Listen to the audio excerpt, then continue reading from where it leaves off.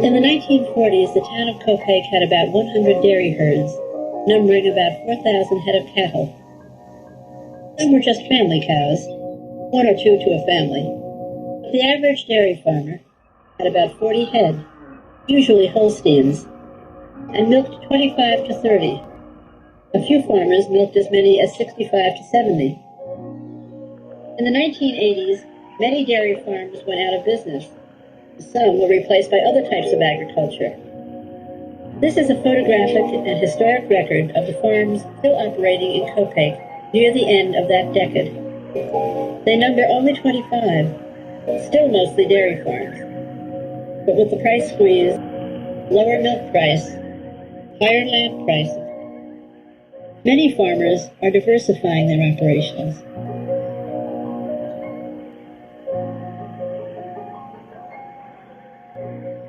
Langdonhurst Farms, well known internationally for its purebred Holsteins, is one of New York State's century farms, having been continuously operated by the same family for 200 or more years. Aaron Snyder started the farm in 1869, and his grandson, A.D. Langdon, took over its operation in 1908 when he was 18 years old, calling it Langdonhurst. He was succeeded in 1935 by his son Grant, who lived with his wife Polly in this house. Its center section, built in the mid-1700s, still has the mud and straw-filled walls and no nails.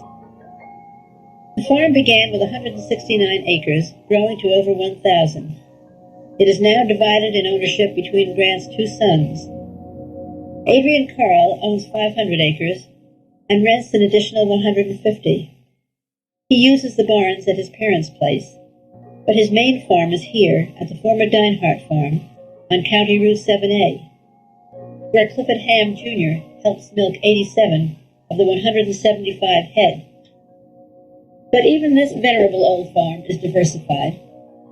Once a calf barn, the upper floor of this building now houses two apartments which are rented. Downstairs, Adrian Carl's wife, Sonia, runs a thriving farm stand. It all began when their son John and his grandfather sold sweet corn in the late 1970s. Then Sonia got involved, raising more vegetables and baking zucchini bread with the help of one of their daughters, Joanne. By 1986, they moved into this barn and started making ice cream, and that, Sonia says, really made things take off. The garden grew bigger, other farm products were obtained through Farm Bureau, and the bakery line expanded. Weekenders particularly enjoy Sonia's pies, rolls, and muffins, and people come Saturday evenings to sit outdoors and eat ice cream cones. The business doubles every year, helps send two other Langdon daughters through college. Now Sonia wonders whether the farm market and its garden should keep getting bigger. Son John intends to continue the dairy business while his dad gets more involved in raising vegetables for the market. Grant's other son, known as Mike, has lost buildings in the rash of arson fires which have destroyed several Copake barns over the years. He owns another 380 adjoining acres of Langdonhurst Farms and milks 50 of his 100 head with the help of his son Frank. But to diversify, he built a greenhouse, which he operates with his wife Cassandra, selling garden stock from spring through fall. Helping a customer choose plants, Mike looks forward to continuing the greenhouse and possibly developing his land. Once part of Langdonhurst Farms was the Jansen Farm, given by A.D. Langdon to his daughter Lula and her husband Walter Jensen. Their son Peter continued farming several years after their death, until it was sold to a developer who calls it Roeliff Meadows, but had not yet made but a very few sales. Another historic Copake dairy farm is Herbert Miller's Snook Hill Farm on Empire Road. With daughter Nancy and son Paul, Bert milks 100 of his 180 registered Holsteins. The 287-acre farm, plus 90 rented, was started in 1778. It has been operated by Millers since 1865, passing from fathers and sons. Bert and his wife Isabel took over in 1952 and hope their children will continue farming there in the same way. Just up the road is Empire Farm, owned by Ben and Barbara Ackley. Most of its 200 acres are rented as parkland to Odyssey Farm, the largest operation in the area. But the half-mile trotting track, built in 1868, is still used by Ben for his 6 standardbreds. He ran a dairy operation from 1939 to 1965, milking 75 cows, and raised heifers for another 10 years before devoting the farm completely to horses. The farm was started about 1850. The original buildings, constructed with the wealth of the Deinhardts, ancestors of the well-to-do Astor family. 2 of the old buildings, still in excellent condition, burned in suspicious fires in 1985 when 3 horses perished, and in 1989. Wally Silvernail works with the horses, as do some of the Ackley grandchildren. Ben and his family hope to keep this historic farm in agriculture. Victor Robbie operates Rock Ridge Farm on Underhill Road, with only occasional day help to milk 44 of his 60 Holsteins. The house and original barn date from 1880. Vic rents 50 acres to supplement the 200 he owns. His father Alfred started the family farm there in 1939, and Vic took it over 16 years ago. At that time he had help, but now he can't afford it with the milk price down, feed and taxes up. He was getting $15.26 per hundredweight for his milk in 1990, and hoped to continue milking cows another 8 or 10 years. To help cash flow needed to educate his children, he sold 1 3-acre building lot. I've got a certain amount of pride in me to keep going in spite of difficulties, Vic says. I like to see crops and animals grow. It's the same as with people, life and death. I was in the barn since I was 5 years old. The 456 acres and barns at Hillover Farm on Route 22, south of Copake Village, have been rented by Fred and Donna Barringer for 10 years. With a herd of 150 Holsteins, they milk 70. Their 2 daughters also help on the farm, which is owned by Jim Fuller, who ran a dairy farm there for many years. Lowell and Karen Davenport are young farmers renting from the Curran and Sullivan families of Connecticut. The 135-acre farm, which they work with 1 employee, is on Valley View Road. They rent another 106 acres nearby to plant crops. Karen and Jim, as he is called, came to the farm once owned by Clarence Carl, then Irwin Brzee, in 1985, while Karen was still teaching vocational agriculture in Litchfield County, Connecticut. They keep calves in the usual hutches and milk 80 of their 145-cow herd in a barn reconverted to tie stalls. With a family started, they plan to stay put and make milk, Karen says, hopefully more per cow as time goes on. Their neighbors are another young couple with a first baby, Dean and Gwyneth Pearson, at High Low Farm on Weedmine Road. Dean's parents, Helmer and Pauline, started farming the 300 acres there in 1950, buying the place which was originally in the Livingston grant from the Cook family. Dean, who has owned the farm since 1980 and milks 55 of his 90 head, says he plans to stay there forever, hoping the farm will continue to another generation. As his family grows, he expects he'll increase the size of the herd to make more milk and more income. Joe Flood operated Yonderview Farm with his dad, Joe, who recently died, and 4 employees. They bought the dairy farm in 1969 from Archie Curtis, who had bought it from Frank Denman, who raised beef cattle. The farm has 400 acres and 100 more are rented. Herd totals 130 with 35 milking, fewer than originally due to higher taxes, insurance, and utility costs, which Joe fears will force him out of business. Milk prices do not equal additional business costs, he says. All you can do is keep going to maintain your place for the value of the land.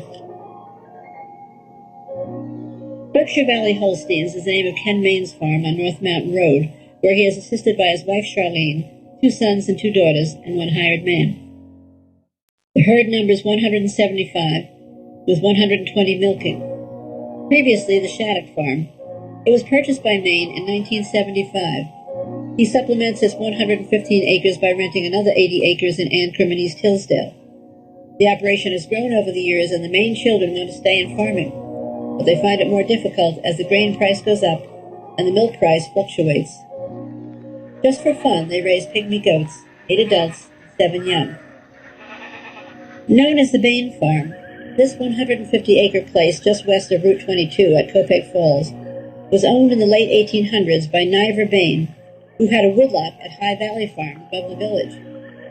F.R. Masters, who owned it, bought Bain's entire farm to get that woodlot in 1905. Now owned by his grandson, Edgar Masters, it is rented to Doug Van Wagner, who milks 40 of a small herd of 50 head. Although the previous tenant had 80 cows, Masters says this smaller operation is doing better. His father, Bob Masters, had farmed the Bain land with Harold Darling in charge for over 20 years. The High Valley Farm, beautifully situated between Washburn and Bashbush Mountains, totals 700 acres, mostly wooded. Only about 100 acres open land. Some adjoining land is rented from Taconic State Park for crops. Edgar Masters' grandfather acquired the place at the turn of the century, and for many years it was known for its flock of sheep. After the death of his father in 1986, Edgar felt compelled to give up the flock as it was unprofitable, and he had to increase the income of the farm if he was to continue it. There are now nearly 100 head of young stock at High Valley, mostly Holstein heifers and veal calves being raised to sell. The male calves go for veal, the heifers as dairy replacements. The farm has a long continuing history. Emil Williams managed it for 35 years, and Jim Conklin succeeds his father, who worked there most of his life. I hope to maintain the farm as long as I can, Edgar says. As I have no heirs, the challenge is to find some future for it. Perhaps a new owner could keep it the unique spot it is. Edgar's grandfather and father were active in the State Park Commission, and their farm is surrounded by Massachusetts and the New York State Park they helped to create. But Edgar doubts the state has money to purchase the land, and he prefers to see High Valley with its wonderful old barn and beautiful landscapes preserved as the unique farm it is. Jim Lee and Sons maintain 200 head, one of the larger herds in Copake. They milk 145 in a freestall barn on their 125-acre farm at the Prairieville end of Center Hill Road, and rent another 400 acres for crops. Lee started farming in Counter-Harry, coming to Columbia County to buy a farm in Livingston before moving to Copake 9 years ago. The Lees add 10 cows per year to their herd to keep increasing production. The Sons, in their 20s, want to continue dairying, although the eldest hopes to rent a stanchion barn and start his own herd. Therefore, Lee is talking about a partnership with his younger son. As long as it's profitable, we'll continue, he declares. The farm belonged to the Nelson family for 2 generations and was bought by cattle dealer Leo Kaplan, who sold it to Jim Lee. As the Lee family illustrates, the best, or perhaps the only way, to keep a dairy farm viable is to have another generation interested in working it. If not, one alternative way to stay on the farm, as we have seen, is to raise heifers. When Ethel Miller's husband Emmett was living and their 2 sons were on the 195-acre farm, it was an active dairy. Now she operates it with 1 employee, raising 30 heifers to sell.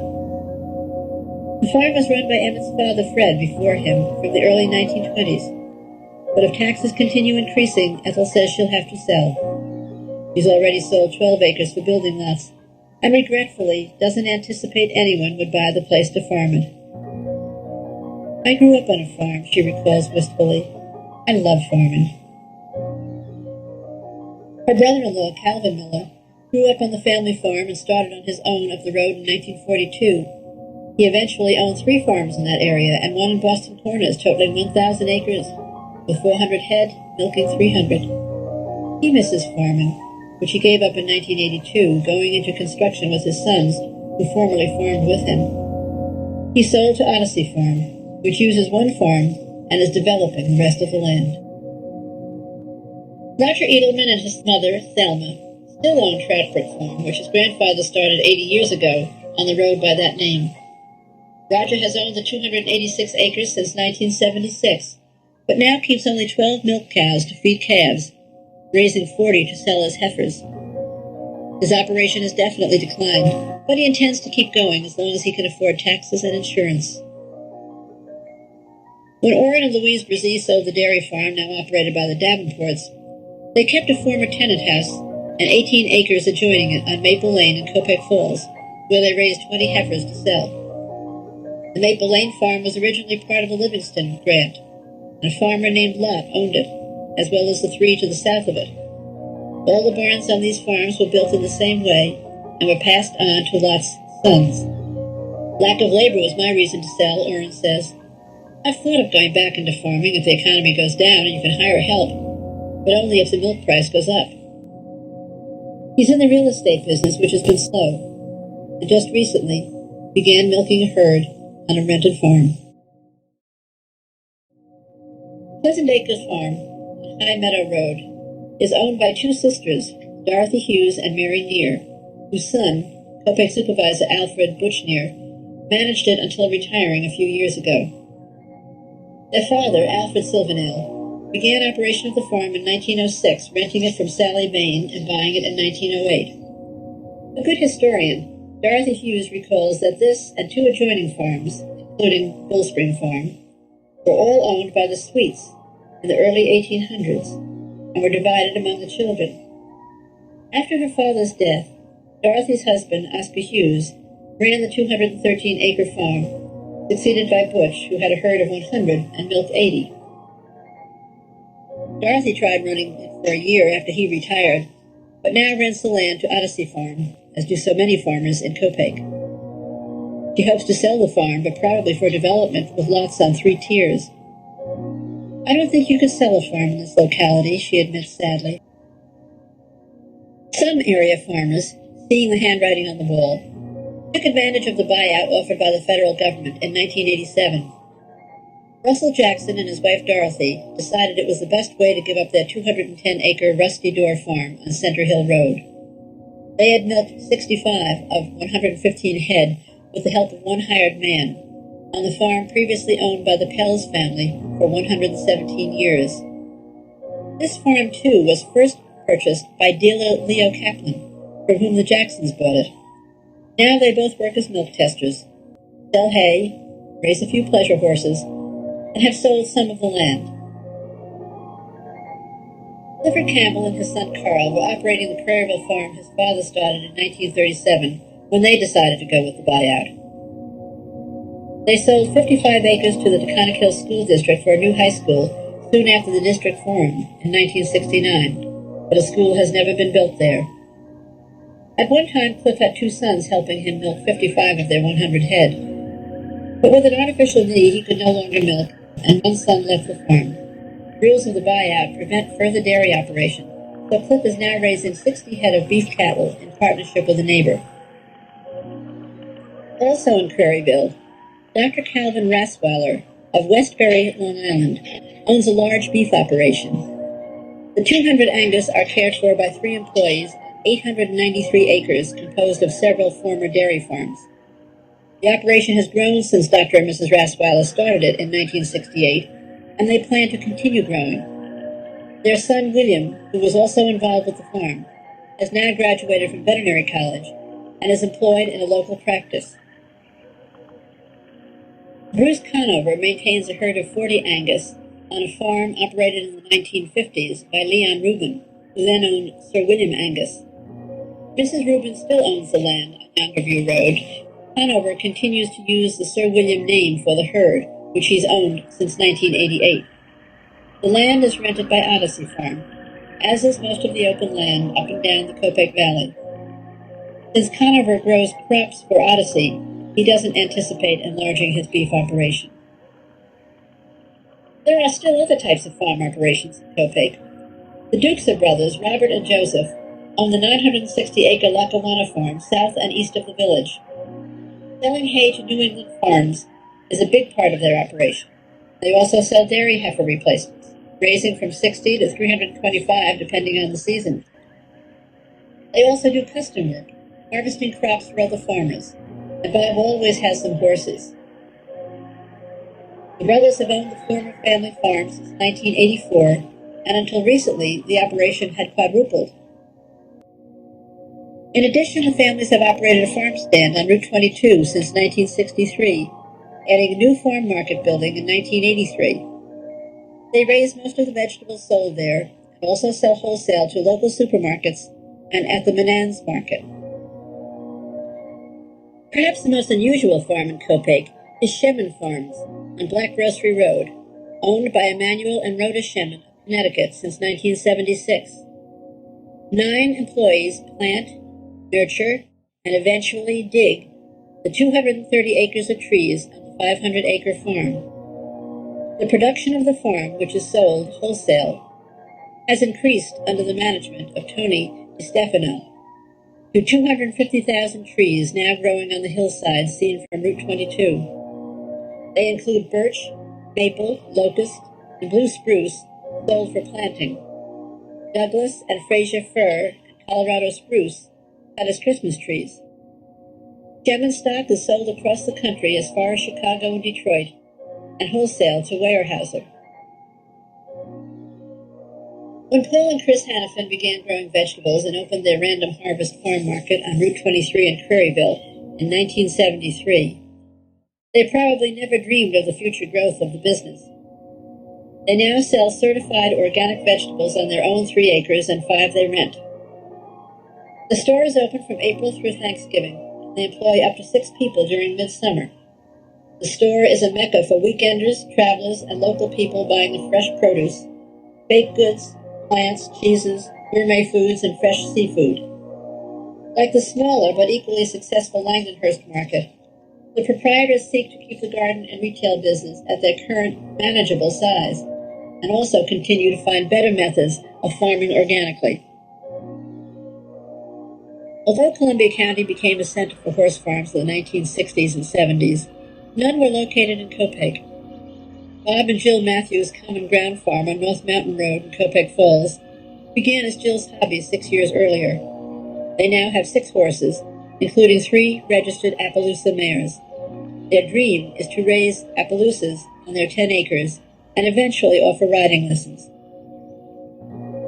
In the country, a farm or homestead is often referred to by the native population by the name of a long-ago owner.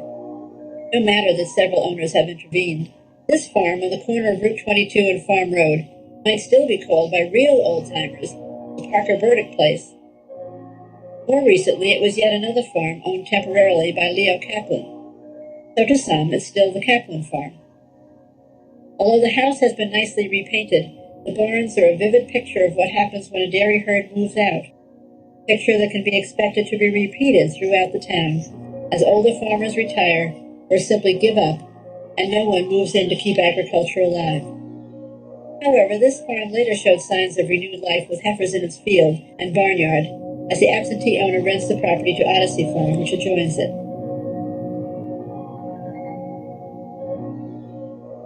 And so we finally come to that farm whose name has come up over and over, and with good reason, for it is the largest farm operation ever pursued in the town of Copake.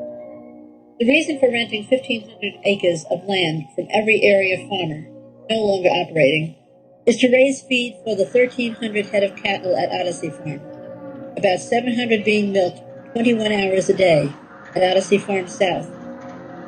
Another 500, mainly dry cows, are at Odyssey North, which was sold for development and is rented back.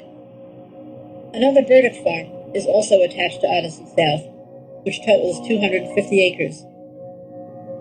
14 full-time employees work at this mammoth dairy. Cows are milked in a parlor by 2 people at a time, working on 7-hour shifts, thus allowing equipment to be washed 3 times daily. Because the milk went to a kosher market in Brooklyn, 2 kosher milk inspectors each worked 12-hour shifts. They observed the milking, and when the milk tank truck arrived, they checked to be sure it was either empty or the milk in it was sealed by a kosher inspector at its previous pickup. The metal seal closed and punched with Hebrew letters assured that it was kosher.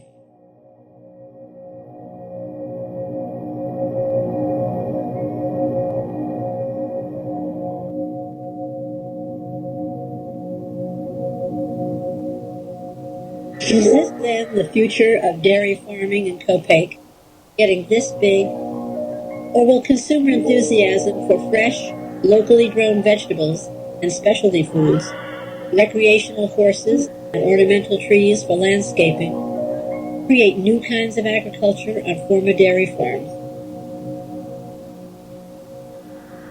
At least at this moment, in 1991, Copake keeps the look of a farming community with a new look in hay bales, round variety, and silage stored horizontally as well as straight up. The familiar summer landscape, fall corn, and the beautiful vistas of farm fields.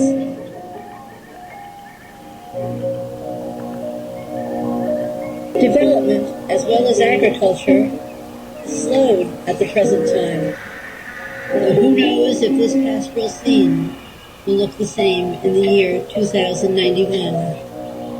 Will there still be cows for kids to see in Copake then?